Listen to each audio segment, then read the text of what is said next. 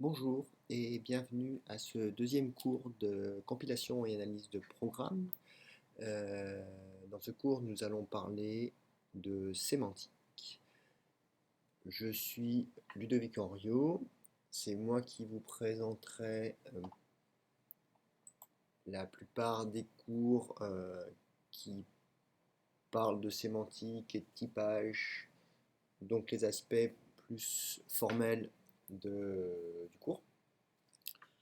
Vous avez ci-dessous ma page web si ça vous intéresse et surtout mon email si vous souhaitez me contacter. Donc, tout d'abord, deux, trois sources d'inspiration pour ce cours et principalement avant de commencer le contenu du cours, je vais faire une petite note sur comment je vais organiser ces cours en distanciel. Tout d'abord, dans cette vidéo, il y aura à la fois le cours lui-même et certaines preuves qui seront faites sur papier ou certains exercices d'application ou d'illustration plutôt directe du cours. Ils sont repérables dans les transparents parce que ce sera du texte écrit en orange. Ce que je vous conseille, c'est peut-être d'interrompre la vidéo à ce moment-là pour réfléchir un peu à comment vous feriez peut-être l'exercice proposé ou peut-être l'interrompre pendant que je fais l'exercice pour le faire en même temps que moi ou faire des parties en même temps que moi. Ce qui vous permettra de vérifier que vous avez bien compris et que le, le cours est bien assimilé. C'est typiquement des parties que je ferai au tableau si on était en présentiel et si possible en interagissant avec l'ensemble des étudiants pour voir que tout le monde suit. Ensuite, en bleu, il y aura des exercices d'épreuve qui seront proposés après le cours, donc séparément et qui ne feront pas partie de la vidéo.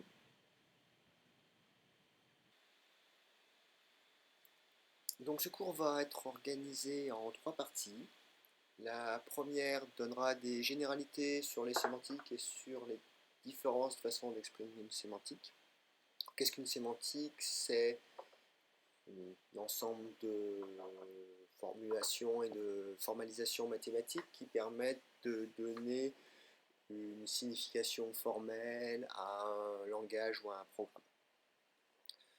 Donc d'abord, je vais présenter les grandes familles de sémantique et les différentes façons qu'on a d'écrire des sémantiques.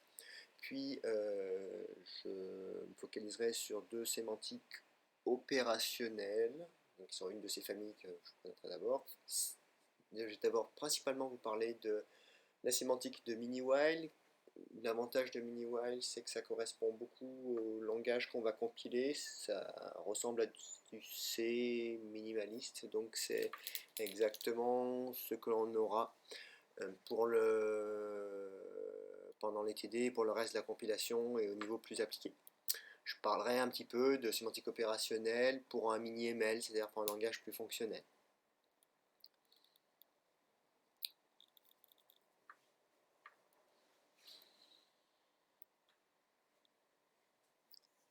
Donc, pour être un petit peu plus précis, qu'est-ce que c'est qu'une sémantique? Une sémantique, comme je le disais, c'est une formalisation qui permet de donner une signification formelle, donc à un langage et au programme exprimé dans ce langage.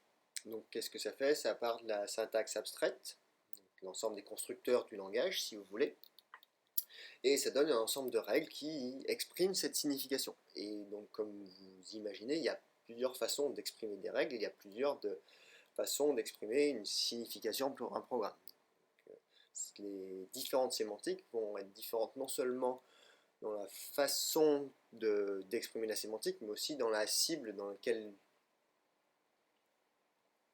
domaine formel on va exprimer la signification des programmes. Ici, je vais vous présenter quatre formes de sémantique, une axiomatique, une dénotationnelle, une par traduction, qui est un peu un cas particulier d'un dénotationnel si on voulait, et deux formes en fait de sémantique opérationnelle, une naturelle et une structurelle. Je vais présenter un petit peu plus en détail ces quatre familles. La première, donc la sémantique axiomatique, basée sur la logique de OR, avec la référence ci-dessous, An Axiomatic Basis for Computer Programming de 69. La première donc a pour but de caractériser les propriétés vérifiées par le programme à chaque point de programme. Donc en fait, on va exprimer des triplets pour chaque instruction, des triplets de la forme PIQ, comme vous voyez sur le transparent. Et que signifient ces triplets? Ces triplets signifient si la propriété P est vraie avant d'exécuter l'instruction I, puis que j'exécute l'instruction I, alors après coup, la propriété Q sera vraie. Donc par exemple, parce que quand même c'est un peu abstrait comme ça, si on voulait parler de l'instruction x de point égale x plus 1, si on savait que avant l'instruction x était positif ou nul, alors on saurait qu'après l'instruction x serait strictement positif. Donc en fait, comment est-ce qu'on peut obtenir cette transmission de propriété? C'est en écrivant des règles comme la règle écrite ci-dessous, qui dit si la propriété P est vraie, en remplaçant x par l'expression E, et que j'exécute l'instruction x de point égale E. Donc vous pouvez noter que la petite flèche vers la gauche signifie substitution. Alors, après l'instruction, P de x est vrai. Donc ici, au-dessus, si on remplace grand E par x plus 1 et qu'on comprend bien que x strictement positif, c'est en fait la même chose que x supérieur ou égal à 1, on obtient ça par application de la règle et quelques équivalences ou réécritures triviales. Donc à quoi sert une telle sémantique? C'est à prouver des propriétés sur les programmes. En effet, comme on va pouvoir parler de l'ensemble des propriétés qui sont vraies entre chaque instruction, donc à chaque point de programme, ça va être relativement aisé ou relativement adapté pour parler des propriétés vérifiées par le programme. C'est pas ce qui nous intéresse directement en compilation, mais c'est une sémantique très fréquemment utilisée. Le deuxième type de sémantique assez connu, c'est une sémantique dénotationnelle. Alors qu'est-ce qu'une sémantique dénotationnelle? C'est une sémantique qui consiste à associer à ici je lis une expression, mais à un programme, sa signification mathématique, qu'on note généralement double crochet E, comme écrit en haut à droite du slide. Donc, ce qui veut dire que pour écrire une sémantique dénotationnelle, il va falloir non seulement parler du langage source, donc ici je vais l'illustrer avec des expressions, c'est pour ça que je parlais d'expressions, avec des expressions mathématiques. Donc ici, je vais un exemple simple avec des expressions mathématiques dans laquelle il y a une variable unique x, ou on pourra avoir un ensemble de variables, ça serait pareil, des entiers naturels, des opérations, plus, multiplier, etc. Donc ça, c'est notre langage source, si vous voulez. Et à partir de ce langage source, on va vouloir le traduire dans un terme mathématique. Le terme mathématique correspondant, c'est les expressions avec variables. Donc le domaine mathématique sera un peu similaire à droite, mais vous allez voir qu'il y a une petite différence. Donc si on veut savoir la signification de la variable x, quelque part c'est la chaîne x dans une expression mathématique, on peut écrire x. La signification de n, c'est l'entier naturel n. Il faut comprendre qu'à gauche, un n dans un langage de programmation, c'est un n possible, c'est 1, 2, 3, alors que l'entier naturel 123 a une signification mathématique, alors que 1, puis 2, puis 3, on n'a pas forcément, en tout cas pas dans le domaine qui m'intéresse. Et de même, on va écrire la sémantique de chaque instruction en disant que la signification d'une expression d'addition, c'est l'addition mathématique, du coup, entre la traduction du terme de gauche et la traduction du terme de droite. Donc vous comprenez bien que dans le terme de gauche, 1 plus 2 ne veut pas dire 3, alors que du côté droit, en mathématiques, si on ajoute 1 et 2, on sait que ça fait 3. Ce qui est la même chose pour la multiplication, là en plus on l'a noté en utilisant un symbole différent pour bien souligner que ceci est un symbole textuel, alors que la partie de droite est le symbole mathématique qui a un sens bien connu. Il existe une forme particulière de sémantique dénotationnelle, pour moi c'est un cas particulier, qui consiste à avoir pour cible non pas un domaine mathématique connu, mais un langage dont la sémantique est connue. Donc en fait, on peut écrire la sémantique d'un langage comme une traduction dans un autre langage pour laquelle donc la sémantique est connue. Par exemple, là j'ai un petit exemple que j'ai utilisé moi dans un de mes articles, c'est pour ça que je l'ai mis là. Je me retrouvais dans un langage où x égale v plus v', ça voulait dire récupérer la valeur de v, la mettre dans une variable temporaire y, récupérer la valeur de v', la mettre dans une variable temporaire z, et faire x égale x plus z. Pour la petite histoire, dans mon cas particulier, le get était une opération de synchronisation parce que j'avais des processus parallèles. Donc voilà, donc on voit qu'une sémantique de cette forme, ça va permettre d'écrire un peu des équivalences entre programmes ou des traductions entre programmes. Donc ça ressemble déjà un peu plus à ce qu'on va faire dans un compilateur, où on voudrait par exemple à gauche écrire notre langage haut niveau, qui dans notre cas n'est pas très haut niveau puisque c'est un mini-C, mais est quand même plus haut niveau que l'assembleur, et à droite on écrira des instructions assembleur.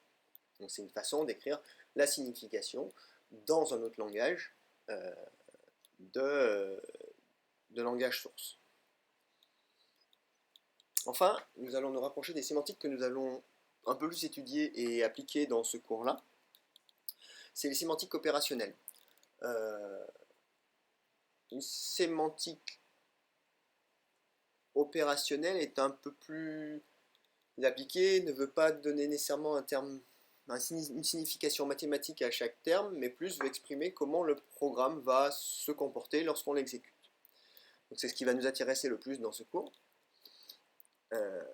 Donc une sémantique opérationnelle exprime le calcul qui a lieu à partir de programmes et comment ce calcul arrive à une valeur calculée.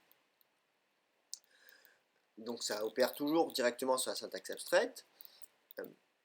Et on a deux grandes familles de sémantique opérationnelle. Celle qu'on appelle naturelle ou Big Step. J'utiliserai plutôt Big Step parce que je trouve ça plus parlant. Dont le but c'est de prendre le programme en entier et l'exécuter en une étape et d'obtenir le résultat calculé par ce programme. Donc, en quelque sorte, une sémantique Big Step a pour entrée un programme complet et en une seule étape faite de sous-étapes bien sûr, mais qui seront cachées quelque part dans l'étape principale, va produire un résultat. L'autre grande famille, c'est une sémantique par réduction à petits pas, qui fait une évaluation répétée du programme jusqu'à obtenir un résultat. Donc dans notre gros programme, typiquement, par exemple, une small step va exécuter une instruction et reproduire un nouveau programme qui est le programme source où une instruction a été évaluée, etc. En évaluant instruction par instruction, on arrivera aussi à un résultat, et lorsqu'on ne peut plus réduire par la sémantique à petits pas le programme, on estime qu'on a atteint l'état final. Souvent c'est une valeur, en pratique ça n'a pas toujours besoin d'être une valeur, je reviendrai sur ce que l'on a besoin dans notre cas. Une petite note au passage, il existe beaucoup de notations différentes pour les sémantiques opérationnelles. Parfois vous verrez une big step qui est une grosse flèche vers le bas. Parfois vous verrez une small step qui est une grosse flèche vers la droite. Donc en quoi c'est bon ces sémantiques-là? C'est assez bon pour spécifier des langages et prouver des propriétés des langages eux-mêmes, un peu plus que des programmes, si vous vous rappelez ce dont je parlais dans la axiomatique. Donc c'est ce qui va nous intéresser, en tout cas dans cette partie sémantique du cours de compilation.